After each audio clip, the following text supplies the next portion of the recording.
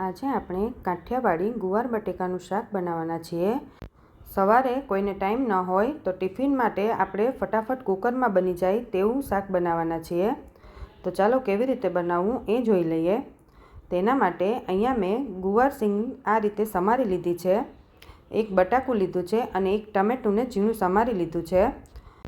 ગુવારને તમે રાત્રે સમારીને રાખી દો તો પણ ચાલે, એટલે સવારે આપણે ફટાફટ બનાવી શકીએ ટિફિન માટે। તો હવે આપણે કુકરમાં 3 ટેબલસ્પૂન જેટલું તેલ લેવાનું છે। તેલ ગરમ થાય એટલે તેમાં થોડી રાઈ નાખીએ, થોડું જીરું એડ કરી દેવાનું છે। પછી આપણે તેમાં અજમો નાખવાના છીએ। અજમો આપણને ગેસ નહીં થવા દે અને જલ્દીથી પાચન પણ કરે છે અને અજમાની સુગંધ પણ ખૂબ જ સરસ આવે છે શાકમાં। હવે આપણે તેમાં થોડી હિંગ નાખી દેવાની અને હળદર એડ કરી દઈએ।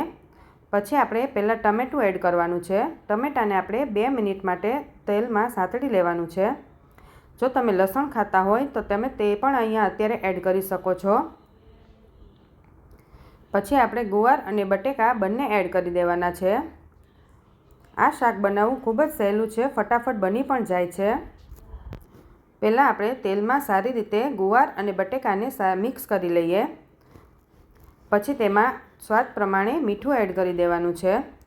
મીઠું એડ કર્યા પછી બીજા મસાલા આપણે પછી એડ કરીશું। પહેલાં આપણે તેને 5 મિનિટ માટે ઢાંકીને ચડવા દેવાનું છે। તેલમાં આ રીતે સાંતળવા દેવાથી તેનો સુગંધ અને સ્વાદ ખૂબ જ સરસ આવશે। 5 મિનિટ ચડે પછી આપણે તેમાં બીજા મસાલા એડ કરીશું। 5 મિનિટ થઈ ગઈ છે પછી આપણે તેમાં 1 ચમચી લાલ મરચું પાવડર, લાલ મરચું તમે તમારા ટેસ્ટ પ્રમાણે વધારે ઓછું એડ કરી શકો છો, 1 ચમચી ધાણા જીરું પાવડર, અડધી ચમચી જેટલી ખાંડ એડ કરવાની છે। પછી તેને સારી રીતે મિક્સ કરી લઈએ। ખાંડ તમારે ન નાખવી હોય તો પણ ચાલે। હવે એકદમ સારી રીતે મિક્સ થઈ ગયું છે, તો હવે આપણે પાણી વધારે નથી એડ કરવાનું, ખાલી 4 થી 5 ચમચી જેટલું જ એડ કરવાનું છે।